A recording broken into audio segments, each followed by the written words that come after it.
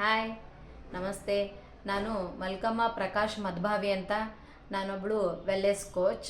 ನಾನು ಈಗ ದಿನನಿತ್ಯ ಊಟ ಮಾಡ್ತೀವಲ್ಲ, ಆ ಊಟದಿಂದ ಏನೇನು ಎನರ್ಜಿ ಸಿಗ್ತದ, ಆಮೇಲೆ ಇದ್ರ ಆಹಾರದಿಂದ ಆರೋಗ್ಯ ನಾವು ಯಾವ ರೀತಿ ಪಡೆದುಕೊಳ್ಬೇಕು ಮತ್ತು ನಮ್ಮ ಜೀವನ ಶೈಲಿ ನಾವು ಯಾವ ರೀತಿ ಬದಲಾವಣೆ ಮಾಡ್ಕೊಳ್ಬೇಕು ಅನ್ನೋದ್ರ ಬಗ್ಗೆ ನಾನು ಈಗ ಒಂದು 10 ಟಿಪ್ಸ್ಗಳನ್ನು ಕಲಿಸ್ಕೊಡ್ತೀನಿ.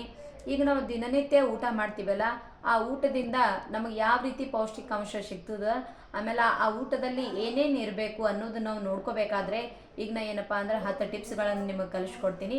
ಮೊದಲೇನೇದಾಗಿ ಏನಂದ್ರೆ, ನಮ್ಮದು ಊಟ ಹೆಂಗಿರಬೇಕು ಅಂದ್ರೆ, ನಾವು ಮಾಡುವ ಊಟದೊಳಗೆ ಡೈಜೆಷನ್ ಸಿಸ್ಟಮ್ ಕರೆಕ್ಟ್ ಆಗ್ತಾ ಇದೆ ಅಥವಾ ಇಲ್ಲ ಅಂತ ನಾವು ಚೆಕ್ ಮಾಡ್ಕೋಬೇಕು. ಆಮೇಲೆ ಎರಡನೇದು ಏನಪ್ಪ ಅಂದ್ರೆ, ಬೆಳಗ್ಗೆಯಿಂದ ಸಂಜೆವರೆಗೆ ನಾವು ಕೆಲಸ ಮಾಡ್ತೀವಲ್ಲ, ಆ ಕೆಲಸ ಮಾಡುವ ಎನರ್ಜಿ ನಮ್ಮದು ಊಟದೊಳಗೆ ಅದನೋ ಇಲ್ವೋ ಅಂತ ನಾವು ಚೆಕ್ ಮಾಡ್ಕೊಳ್ಳೋದು ಬಹಳಷ್ಟು ಇಂಪಾರ್ಟೆಂಟ್ ಆಗ್ತದೆ. ಆಮೇಲೆ ಈಗ ನಾವು ದಿನನಿತ್ಯ ಊಟ ಮಾಡುವುದು ವೀಕ್ನೆಸ್ ಆಗ್ಲಾರ್ದ ರೀತಿಯೊಳಗೆ ಇರಬೇಕು ಅಂತ ಹೇಳ್ತೀನಿ. ನಾವು ಈಗ ಊಟ ಮಾಡುವುದು ಏನಪ್ಪ ಅಂದ್ರೆ, ಆ ಊಟದೊಳಗೆ ಸತ್ವ ಪೌಷ್ಟಿಕಾಂಶ ಅದನೋ ಅಥವಾ ಇಲ್ವೋ ಅಂತ ನಾವು ಚೆಕ್ ಮಾಡ್ಕೋಬೇಕು. ಆಮೇಲೆ ಇನ್ನೊಂದೇನಪ್ಪ ಅಂದ್ರೆ, ಮುಖ್ಯವಾಗಿ ನಮ್ಮ ದೇಹದೊಳಗಿರುವಂಥ ಅಂಗಗಳು ಅವೇನಪ್ಪ ಅಂದ್ರೆ ಸರಿಯಾಗಿ ಕೆಲಸ ಮಾಡ್ತವೋ ಅಥವಾ ಇಲ್ಲ, ಅದು ನಮ್ಮ ಊಟದಿಂದ ಸಿಗ್ತದೋ ಇಲ್ವೋ ಅಂತ ನಾವು ಚೆಕ್ ಮಾಡ್ಕೋಬೇಕು. ಆಮೇಲೆ ಇನ್ನೊಂದೇನು, ಈಗ ನಮ್ದು ಊಟದೊಳಗೆ ನ್ಯೂಟ್ರಿಷನ್ ಅದನೋ ಇಲ್ವೋ ಮತ್ತು ಆ ನ್ಯೂಟ್ರಿಷನ್ ಬ್ಯಾಲೆನ್ಸ್ ಆಗಿ ಇದೇನೋ ಇಲ್ವೋ ಅಂತ ನಾವು ಚೆಕ್ ಮಾಡ್ಕೋಬೇಕಾಗ್ತದೆ. ಅದು ಬಹಳಷ್ಟು ಇಂಪಾರ್ಟೆಂಟ್.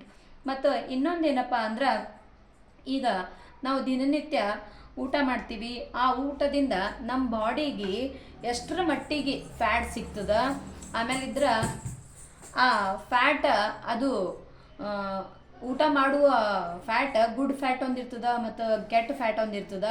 ಆ ಊಟದೊಳಗಿರುವಂಥ ಗುಡ್ ಫ್ಯಾಟ್ ನಮ್ಮ ದೇಹಕ್ಕೆ ಎಷ್ಟರ ಮಟ್ಟಿಗೆ ಎನರ್ಜಿ ಕೊಡ್ತದೋ ಅಥವಾ ಇಲ್ವೋ ಅಂತ ನಾವು ಚೆಕ್ ಮಾಡ್ಕೋಬೇಕಾಗ್ತದೆ. ಬಹಳಷ್ಟು ಇಂಪಾರ್ಟೆಂಟ್ ಅದ.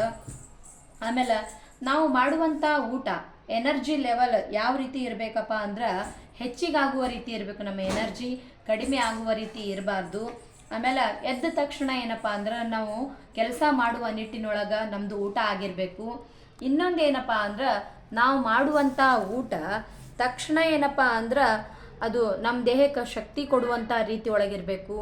ಆಮೇಲೆ ನಾವು ಮಾಡುವಂಥ ಊಟ ಶಕ್ತಿ ಕೊಡಬೇಕೇ ವಿನಃ ತೂಕ ಹೆಚ್ಚಿಗೆ ಆಗಬಾರ್ದು. ಆ ರೀತಿ ನಾವು ಊಟ ಮಾಡಬೇಕಾಗ್ತದೆ. ಆಮೇಲೆ ಇನ್ನೊಂದೇನಪ್ಪ ಅಂದ್ರೆ, ನಮ್ಮ ಊಟ ನಮ್ಮ ದೇಹಕ್ಕೆ ಆರೋಗ್ಯ ಕೊಡಬೇಕೇ ವಿನಃ ಅನಾರೋಗ್ಯ ಸೃಷ್ಟಿ ಮಾಡಬಾರ್ದು. ಆಮೇಲೆ ನಮ್ಮ ಊಟದಿಂದ ನಿದ್ದೆ ಚೆನ್ನಾಗಿ ಬರಬೇಕು. ಆಮೇಲೆ ನಾವು ಬೆಳಗ್ಗೆ ಮೋಷನ್ಗೆ ಹೋಗ್ತೀವಲ್ಲ, ಆ ಮೋಷನ್ ಸರಿಯಾಗಿ ಆಗ್ತಾ ಇಲ್ವೋ ಅಂತ ನಾವು ಚೆಕ್ ಮಾಡ್ಕೋಬೇಕಾಗ್ತದೆ. ಮೇನ್ ಇಂಪಾರ್ಟೆಂಟ್ ಏನಪ್ಪ ಅಂದ್ರೆ, ನಮ್ಮೆಲ್ಲರ ಉದ್ದೇಶ ಏನಾಗಿರ್ತದಂದ್ರೆ, ನಾವು ಸರಿಯಾಗಿ ಊಟ ಮಾಡೋದ್ರಿಂದ ನಮ್ಮ ಆರೋಗ್ಯ ಚೆನ್ನಾಗಿರ್ತದೆ. ಆಮೇಲೆ ನಾವೆಲ್ಲರೂ ಹೇಳ್ತೀವಿ, ಉದ್ದೇಶ ಏನು ಊಟದಿಂದಪ್ಪ ಅಂದ್ರೆ, ಊಟ ಬಲ್ಲವನಿಗೆ ಏನಪ್ಪ ರೋಗವಿಲ್ಲ ಅಂತ ಹೇಳ್ತಾರೆ. ಅದಕ್ಕೆ ನಾವು ಈ ಊಟ ಮಾಡೋದನ್ನು ಕಲಿಬೇಕಾಗ್ತದೆ. ಅದು ನಮ್ಮ ದೇಹಕ್ಕೆ ಆರೋಗ್ಯ ಕೊಡುವ ರೀತಿಯೊಳಗೆ ನಾವು ಕಲಿಬೇಕಾಗ್ತದೆ. ನಾವು ಊಟ ಮಾಡುವುದು ಏನಪ್ಪ ಅಂದ್ರೆ, ಫುಲ್ ಡೇ ಖುಷಿಯಿಂದ ಉತ್ಸಾಹದಿಂದ ಇರುವ ನಿಟ್ಟಿನೊಳಗಿರಬೇಕು. ನಮ್ಮದು ಊಟ ನಾವು ಸದಾ ಯಾವಾಗ್ಲೂ ಹಸನ್ಮುಖಿಗಳಾಗಬೇಕು, ಸದಾ ಯಾವಾಗ್ಲೂ ಮುಖದೊಳಗೆ ಮುಗುಳ್ನಾಗೆ ಇರಬೇಕು. ಆ ರೀತಿ ನಮ್ಮ ಊಟ ಆಗಿರಬೇಕು. ಅದಕ್ಕೆ ಈ 10 ಟಿಪ್ಸ್ಗಳನ್ನು ನೀವೆಲ್ಲರೂ ಫಾಲೋಅಪ್ ಮಾಡಿರಿ. ಈ 10 ಟಿಪ್ಸ್ಗಳನ್ನು ನೀವು ಕಲಿಬೇಕಾದ್ರೆ ನೀವು 21 ದಿನ ಈ ರೀತಿ ನೀವು ಫಾಲೋಅಪ್ ಮಾಡಿದ್ರಿ ಅಂದ್ರೆ, ನೀವು ಏನಪ್ಪ ಅಂದ್ರೆ ಸರಿಯಾಗಿ ಆರೋಗ್ಯದಿಂದ ಇರ್ಲಿಕ್ಕೆ ಸಾಧ್ಯ ಆಗ್ತದೆ. ಆಮೇಲೆ ಈ 21 ದಿನ ಈ ಟಿಪ್ಸ್ಗಳನ್ನು ಫಾಲೋಅಪ್ ಮಾಡಿ 91 ದಿನ ಏನಪ್ಪ ಅಂದ್ರೆ ನೀವು ಪ್ರಾಕ್ಟೀಸ್ ಮಾಡಿರಿ.